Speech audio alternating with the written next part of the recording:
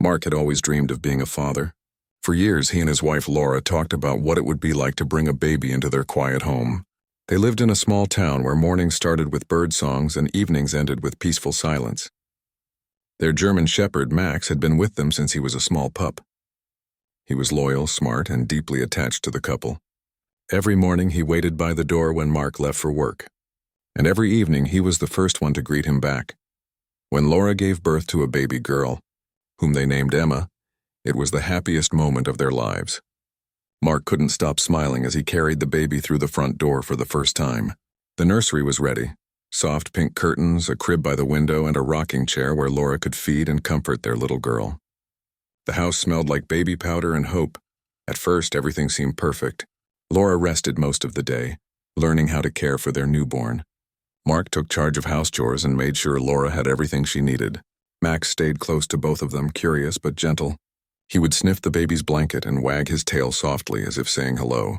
The couple laughed, thinking he was accepting the baby as part of the family. But after the first week, they started noticing something strange. Every night when the lights dimmed and they put Emma to sleep in her crib, Max would behave differently. As soon as the door of the nursery closed, he would walk quietly to the hallway and sit right outside her room. His ears would stand straight and his body would become stiff. Then he would start to growl, a deep, low sound that lasted for minutes. At first, they ignored it. They thought Max was just being protective. He probably senses we have to be careful, Mark said, trying to sound calm, though even he found it unusual. Laura nodded, but her eyes showed worry. The sound of a dog growling near a baby was not something any mother could ignore. The next night, the same thing happened. Max waited until the baby was asleep, then positioned himself in the same spot. His growl was quiet at first, but it grew stronger when the house became completely silent. Laura couldn't sleep. She whispered to Mark that something felt off, but Mark told her not to worry. "He's just guarding her," he said softly, turning over in bed. But deep inside, even he felt uneasy. Days turned into weeks.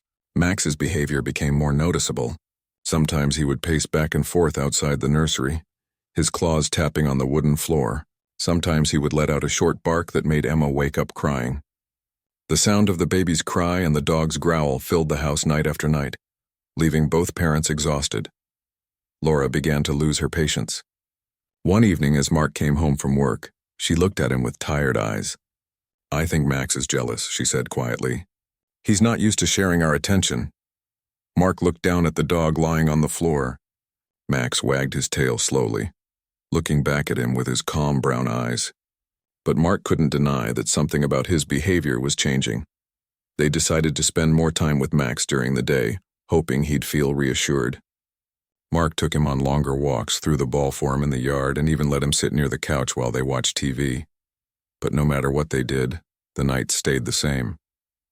Every time the baby went to sleep, Max's eyes grew sharp and his body tensed as if preparing for something unseen.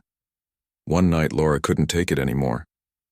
"Mark," she said, sitting up in bed, "this isn't normal. Maybe we should keep Max outside for a while. What if he gets aggressive?" Mark didn't answer right away. He looked toward the hallway where Max was lying quietly but alert, eyes fixed on the nursery door. Mark sighed. "He's been with us for 5 years, Laura. He's never hurt anyone. I think he's just sensing something that we can't." Laura frowned, but she didn't argue. They both tried to sleep, though the uneasy feeling never left them. That night, around 2 a.m, Max growled again, louder than before. It was so deep it shook Mark awake. He rushed out of bed and found Max standing by the door, his body stiff, tail down, eyes locked on the baby's room. The hallway was dark except for the soft night light shining from the nursery. Mark stepped closer and whispered, "Max, what's wrong, boy?"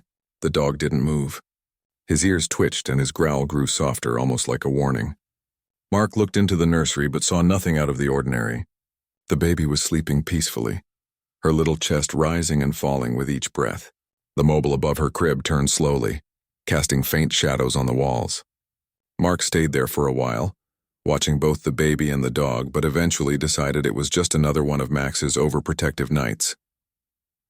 The next morning, Laura seemed more nervous. She said she could barely sleep because every time she closed her eyes, she could hear Max's growls echoing in her mind. She told Mark she had even dreamed that someone was standing near the crib whispering softly. Mark tried to comfort her, but even he couldn't explain why their once peaceful dog acted like this only at night. Later that day, they decided to keep the nursery door open so Max could see Emma. They hoped that by letting him watch over her, he would relax. But when night came, things only got stranger. Max didn't just growl from the doorway this time. He slowly walked into the room, sniffed around the crib, and then sat facing the corner near the window. He stared there for a long time, unmoving, making a low rumble in his throat. His fur stood slightly on end. Laura clutched Mark's arm. "What is he looking at?" she whispered. Mark looked too, but saw only the curtain swaying gently from the ceiling fan's breeze. "Nothing," he said, though his voice didn't sound convincing. "Maybe he's hearing some noise outside." After that night, Mark started leaving the hallway light on. He wanted to see clearly whenever Max reacted. But the growls continued. Sometimes the dog would walk in small circles. Sometimes he would scratch at the floor as if trying to get their attention. Laura began to feel something wasn't right, not with Max, but with the room itself. "He never growls anywhere else," she said one morning. "Only there." Mark didn't know what to say. He trusted Max, but he also couldn't ignore that the baby always stirred restlessly when the dog growled. He decided to watch more closely. The following night, he stayed awake longer. Around 1 a.m, he noticed a faint sound, the quiet clicking of the baby monitor. It was normal, he thought, since it turned on when it detected sound, but he couldn't help noticing that Max's growl deepened every time the monitor light blinked. Laura didn't notice as she was asleep. Mark told himself it was just coincidence, but the thought stayed in his mind. The next day at work, he kept thinking about Max's behavior. The dog wasn't angry. He didn't bark or act wild. It was more like he was warning them, as if something invisible was happening that only he could sense. By the end of the week, Mark was torn between confusion and guilt. He wanted to protect his baby, but he also didn't want to believe that his faithful dog was a threat. That evening, when he came home, Max greeted him like always, wagging his tail, bringing him his favorite toy. He looked like the same loving pet he had always been. But later that night, the pattern repeated. As soon as Emma's soft breathing filled the nursery, Max went to his place near the door and started growling once again. The sound rolled through the house like a distant storm. Laura pulled her blanket tighter and whispered, "Mark, please do something." Mark sat up, unsure what to do anymore. He didn't know if he should separate the dog or trust him. That night, he promised himself he would find out the reason, no matter what. Something about the way Max acted, protective yet fearful, made him feel that the truth was not what they thought. And as the house fell silent again, Max stayed there, his eyes fixed on the dark corner near the crib, watching and waiting. The next night came with a strange quietness that made the air inside the house feel heavy.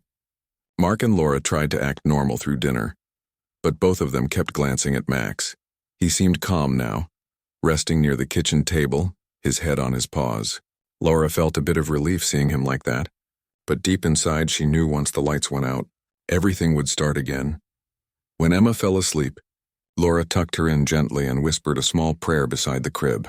The baby smiled in her sleep, her little fingers curling around the edge of the blanket. For a brief moment, everything looked peaceful and beautiful. But as soon as the clock struck midnight, Max lifted his head. His ears stood straight and his calm eyes turned sharp again. He walked slowly toward the nursery, his nails clicking on the floor. Mark, who had been watching TV, turned down the volume and followed him quietly. Max stopped at the doorway, sniffed the air, then sat down and started that same low, deep growl. It rolled softly through the hallway. Laura froze in the bedroom and looked toward the sound. She could feel her heart beating faster. "Mark," she called softly. "He's doing it again, isn't he?" Mark sighed. "Yeah," he said, walking closer to Max. "Easy, boy. It's okay, but it wasn't okay." Max's body was tense and his tail was stiff, not wagging like usual. His eyes stayed fixed on the same corner of the nursery, the one near the window where the light from the baby monitor flickered faintly. Mark stepped into the nursery and looked around. Everything seemed normal. The crib, the soft nightlight, the curtains moving gently with the air from the ceiling fan. Nothing looked wrong. Still, Max wouldn't stop growling. It wasn't the angry growl of a wild dog. It was a warning, steady and controlled, like he was telling something to stay away. Laura walked up behind her husband and whispered, "What if he's hearing something outside?" Mark looked at the window. It was shut tight, and the night beyond it was silent. No movement, no strange shadows, nothing. He shook his head. I don't think so. He's looking inside the room, not outside. They stood there for a while, listening. Emma slept peacefully, unaware of the strange tension in the air. Mark finally picked up Max's collar and whispered, "Come on, buddy. Let's go." He tried leading him away, but Max refused to move. He planted his paws firmly on the floor and stayed where he was, growling quietly. Laura's face showed fear and confusion. "Mark," she said softly, "what if something is wrong with the baby? Maybe he smells something strange, like medicine or milk." Mark leaned over the crib and checked Emma.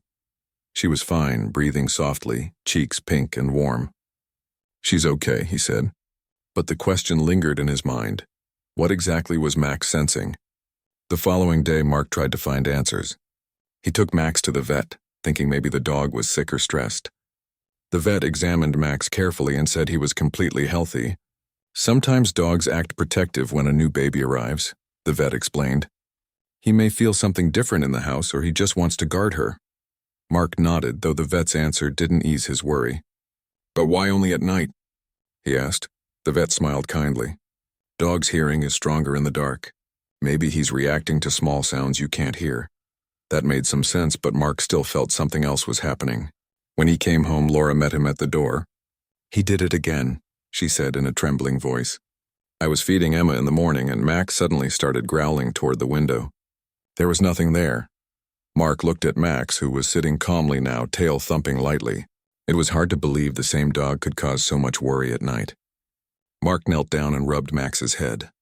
"What are you trying to tell us, boy?" he whispered. That evening, Mark decided to try something new. He placed a small camera in the nursery and left his phone connected to it, so he could watch from the living room. Maybe he thought he could finally see what triggered Max's growls. When night came, Laura hesitated to put Emma in her crib, but Mark reassured her. "We'll watch her. Don't worry." She nodded slowly and kissed her baby's forehead before walking out. Around midnight, the pattern began again. Max lifted his head and walked to the door. His growl started low, then grew slightly louder. Mark's heart raced as he looked at his phone screen. The nursery camera showed the crib, the window, and the baby monitor blinking faintly. Everything was still. Then suddenly the baby monitor light flickered in an unusual way. Mark frowned. "That's odd," he muttered. He looked at Max, who had stepped closer to the crib now, growling steadily. On the phone screen, Mark noticed something small. Tiny static lines moving across the camera image, almost like interference. He tapped the screen to focus, but the image froze for a moment and then went dark. At that exact second, Max barked once, loud and sharp, making Laura jump out of bed. She rushed into the living room. "What happened?" she asked breathlessly. "The camera froze," Mark said, staring at his phone. "Something interrupted the signal." Laura's face went pale. "Maybe the monitor is broken," she said, but her voice was shaky.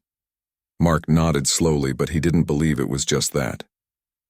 He went into the nursery and unplugged the baby monitor. Max calmed down instantly. His ears relaxed and his tail wagged slightly, as if whatever bothered him had stopped.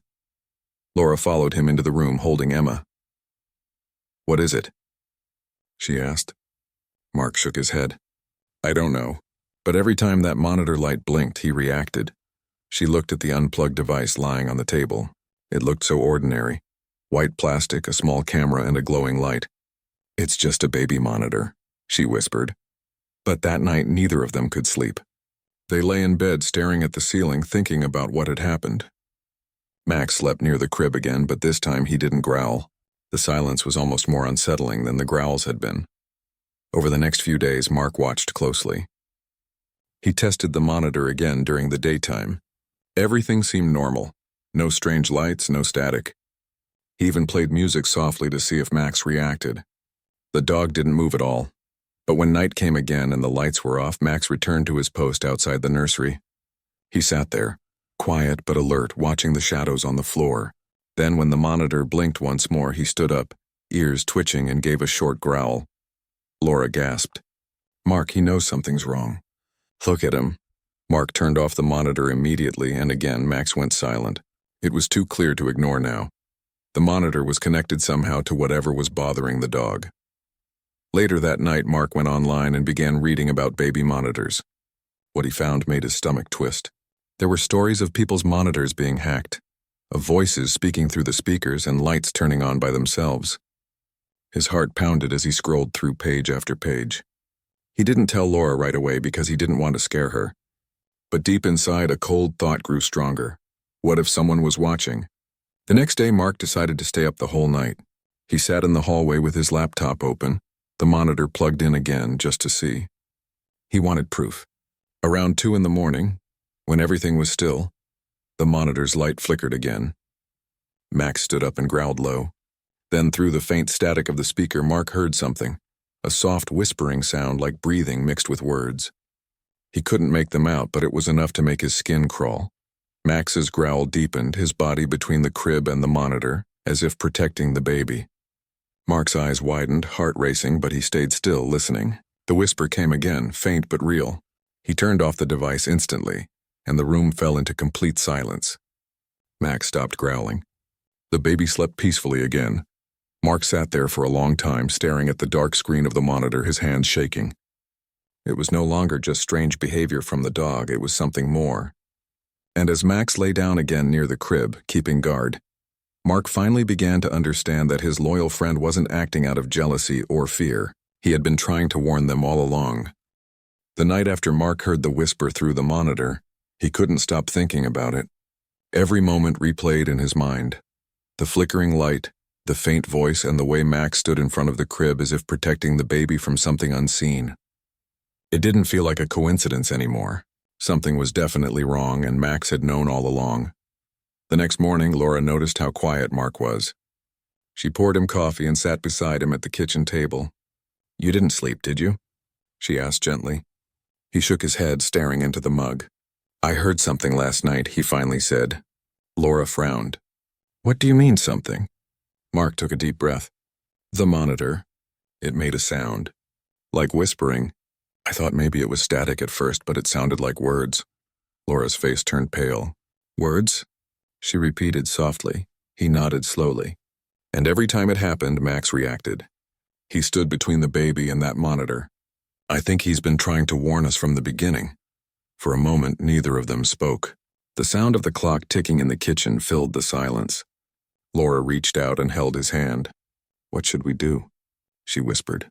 Mark's eyes hardened with determination. "I'm going to find out who's behind it."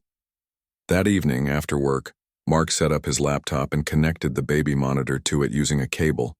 He wasn't an expert in technology, but he had a basic idea of how networks worked. He wanted to see if the monitor was connecting to anything outside their home.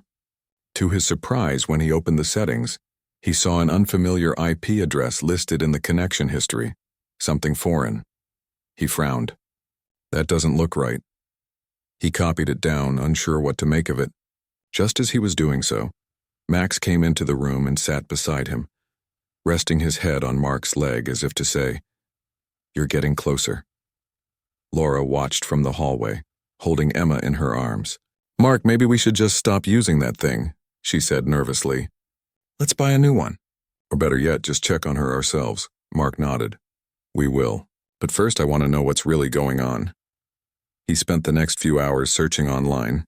He read stories from other parents who had experienced the same thing. Voices, static, strange noises, even movement of the camera when no one touched it. Some of the stories mentioned hackers who accessed baby monitors through Wi-Fi. They would talk or make noises, sometimes just to scare people. Mark felt a chill down his spine. The idea that someone could be watching their home made him feel sick. He turned off the computer and looked at Max, who was still watching the nursery door. "You knew something was wrong all along," he said quietly. "And I didn't listen." That night, Mark decided to run a small test. He put the baby monitor back in its place and sat in the hallway, with his phone camera pointed at the monitor. He wanted proof of what was happening. The clock ticked toward midnight and the house fell into silence. Laura was asleep and Emma was breathing softly in her crib. The only light came from the soft blue glow of the baby monitor. Max lay near the doorway, eyes half closed but alert. Every few minutes, his ears twitched toward the sound of the monitor. Then it happened again. A faint static hum. Mark held his breath and hit record on his phone. Through the speaker came a quiet whisper, this time clearer than before. It was a man's voice, soft but cold, saying something that made Mark's blood freeze. "There you are. Look at me." Max jumped to his feet instantly, growling deep in his throat, standing between the crib and the monitor. His fur bristled as his eyes stayed locked on the blinking light. Mark didn't move. He recorded everything, his heart pounding. The whisper came again, but now it sounded frustrated, like whoever it was knew they were being watched. "I see you," the voice said. Then the static cut off. Mark grabbed the monitor, unplugged it, and stared at the small screen. The light was still glowing faintly even though it was disconnected. "What is this?" he whispered under his breath. Max whined softly, nudging his leg. Laura woke up and rushed to the nursery when she heard the noise. "Mark, what's going on?" she asked, her eyes wide. He showed her the monitor. "Someone's been watching, Laura. Someone hacked into it." She gasped and stepped back, clutching Emma tighter. "You mean they've been seeing her? Hearing us?" He nodded grimly. "Yes, and Max has been trying to protect her all along." Laura began to cry quietly, holding the baby close to her chest. Mark wrapped his arms around both of them, still trembling with disbelief. The next morning, Mark called the local police department and explained everything. They sent a technician to inspect the monitor and their Wi-Fi connection.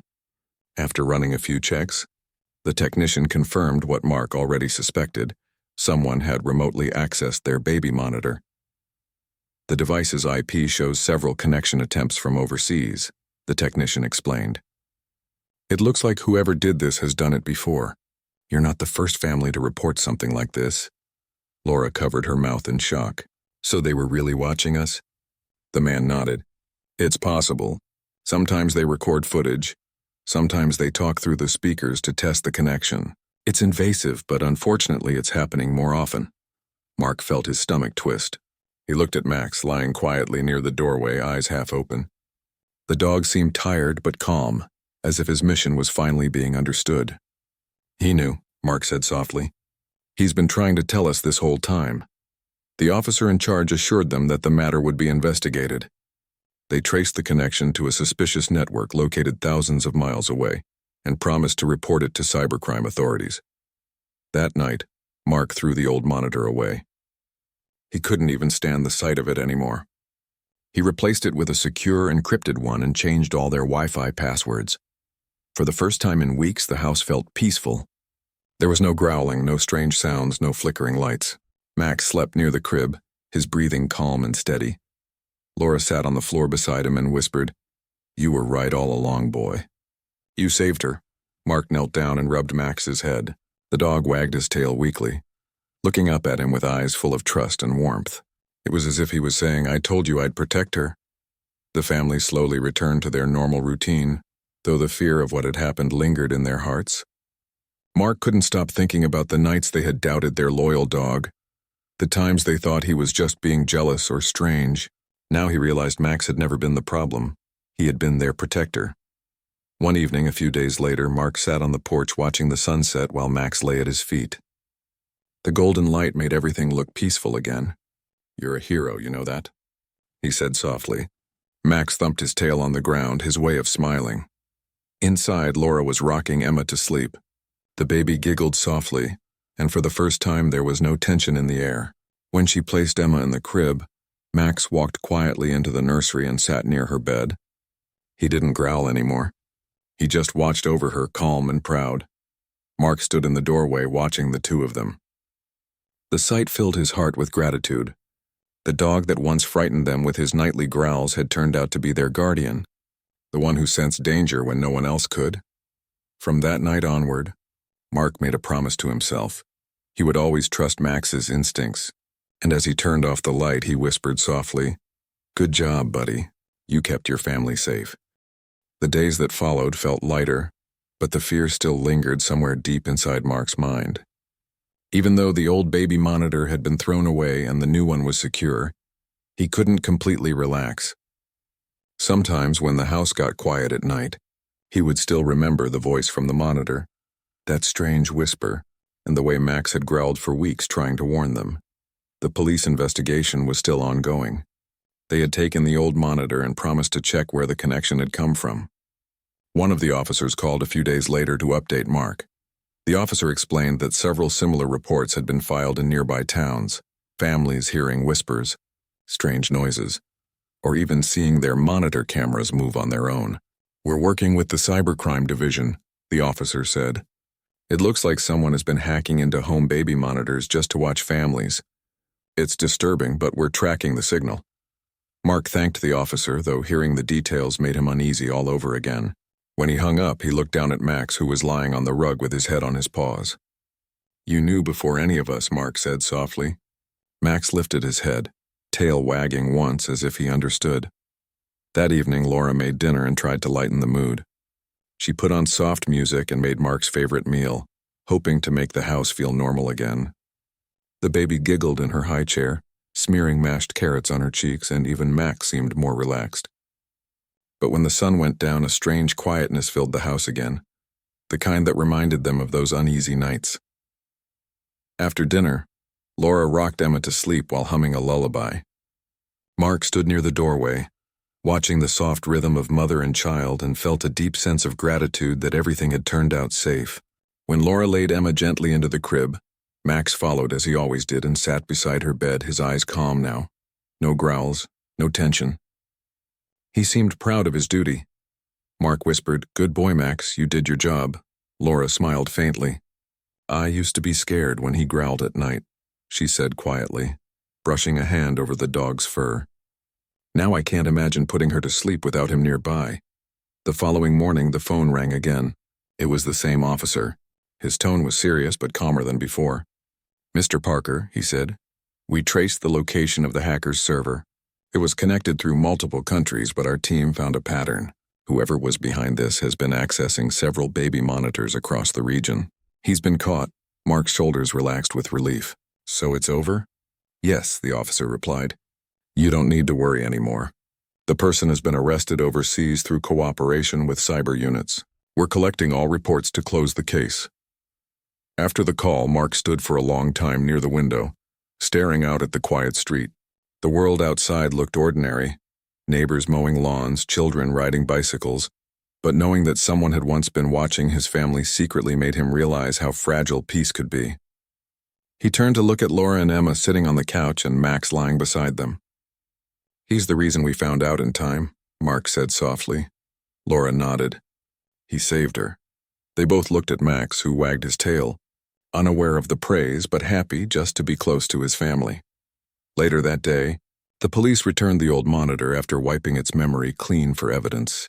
Mark placed it in a drawer, deciding never to use it again. It was a reminder of something dark that had entered their home, and how their dog had kept it from going further. That evening, Laura sat beside Mark on the porch, while the sun dipped below the trees. "You know," she said, "it's strange how sometimes we doubt the ones who care about us the most. Max tried to tell us every night, and we almost thought he was the problem." Mark nodded slowly. "He never gave up, even when we ignored him. I'll never forget that."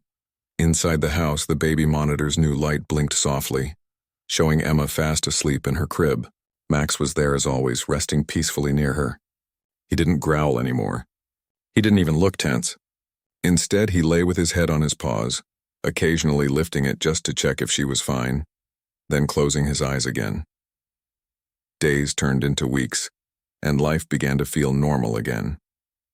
Laura started working part-time from home, and Mark often spent his evenings fixing things around the house.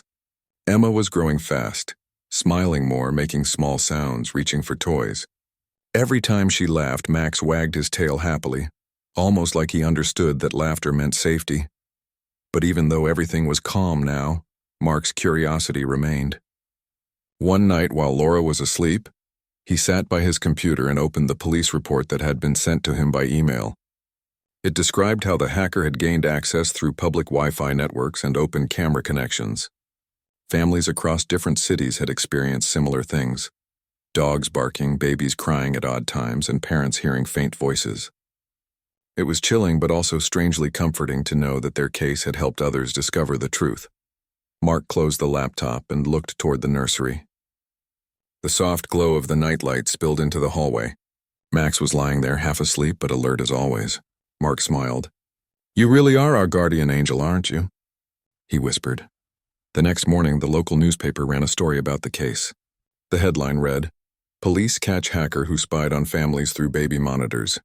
The article mentioned that one family's dog had played a key role by alerting them early. Though the article didn't use their names, everyone in their small town knew who it was.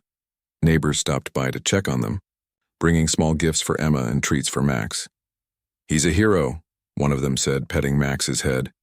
Laura smiled, proud and emotional. "He really is." From that day on, Max became something of a local legend. People at the park would recognize him and call him the brave shepherd. But for Mark and Laura, he was just Max, their loyal friend who had done what no one else could. One evening, Mark came home late from work. He found Laura sitting on the couch, Emma sleeping peacefully in her arms, and Max lying by her feet. The soft lamplight made the whole room glow warmly. "You know," Laura said softly, "I used to think dogs just protected their owners from strangers outside. But Max protected us from something invisible, something we couldn't even imagine." Mark smiled. "He listens to the things we can't hear." That night, when the house went quiet, Mark stood for a while in the nursery doorway, watching Max sleep beside the crib. The steady rhythm of Emma's breathing filled the room. For the first time in weeks, Mark felt complete peace. He reached down and patted Max gently. "You saved our family, boy. We'll never forget that." Max opened one eye, wagged his tail once, and let out a soft sigh as if saying, "I was just doing my job." As days passed, life carried on smoothly. Emma grew stronger. Max became gentler with her, and the strange memories slowly faded.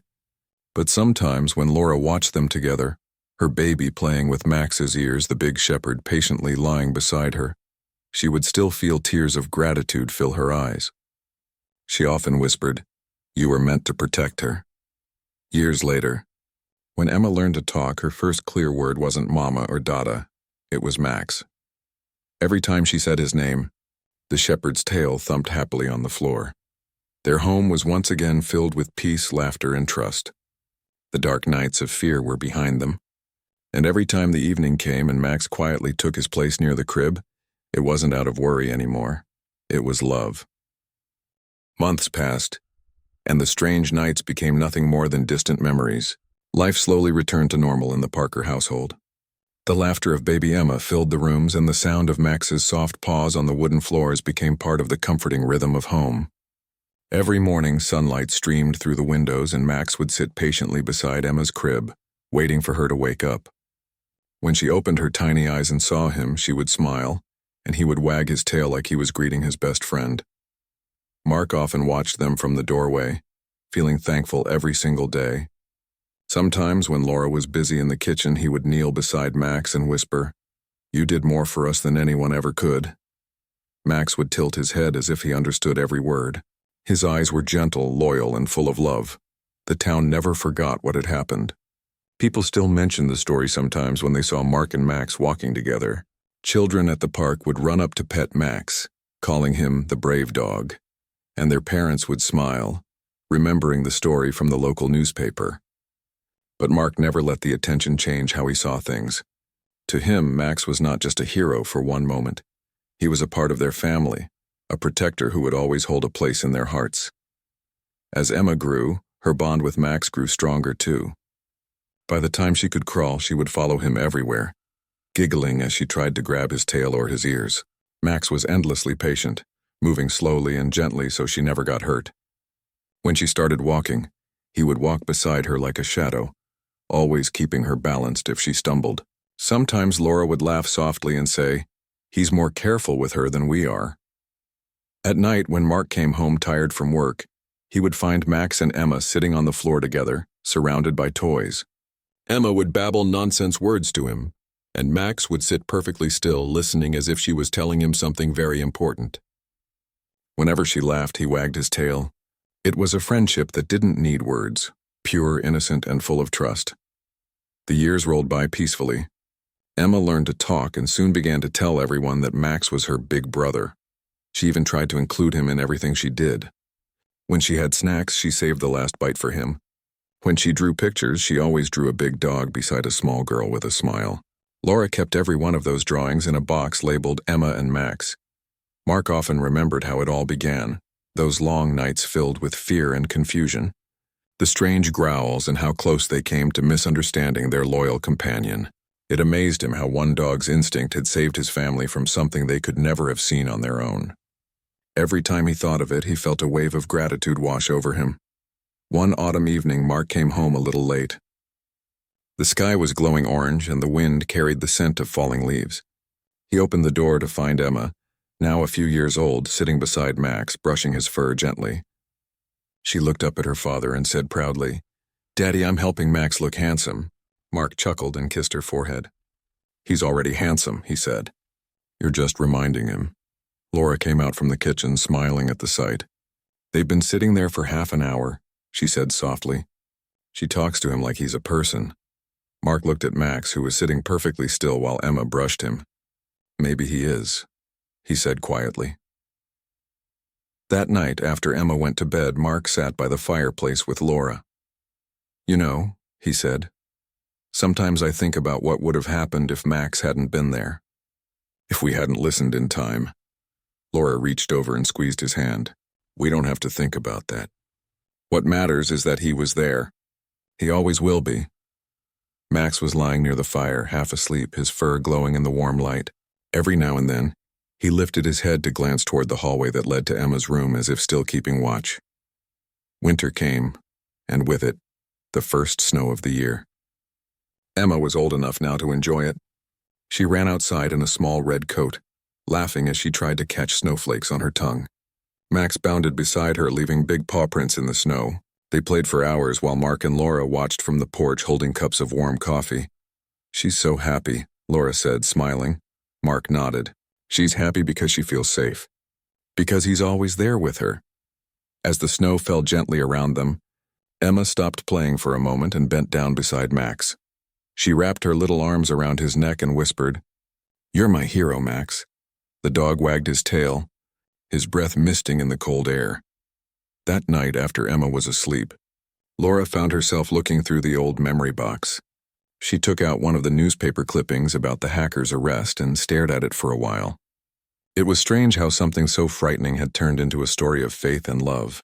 She placed the clipping back into the box, along with one of Emma's newest drawings, a little girl holding the paw of a big brown dog.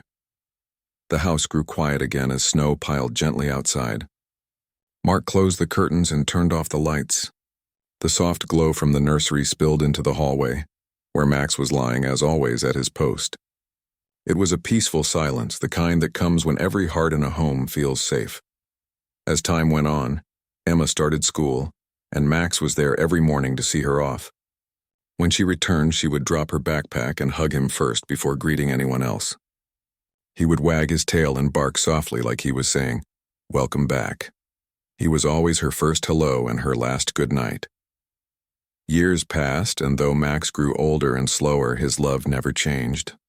His fur turned gray around the muzzle, and his steps became slower, but he still followed Emma wherever she went. When she read her storybooks aloud, he lay beside her feet, listening to every word. One afternoon, as the family sat outside watching the sunset, Emma leaned her head on Max's shoulder and said softly, "Daddy, when I grow up, I want to be brave like Max. I want to protect people too." Mark smiled. "You already have his heart," he said gently. "You care, you listen, and you love. That's what bravery is," Laura added. "He taught us more than we ever realized." That evening, when Emma went to bed, she placed her small hand on Max's head and whispered, "Good night, my hero." Max let out a small sigh of contentment and closed his eyes. Mark stood by the doorway watching them, his heart full. Life had changed so much since that terrifying time, but the one constant was the loyalty of their dog.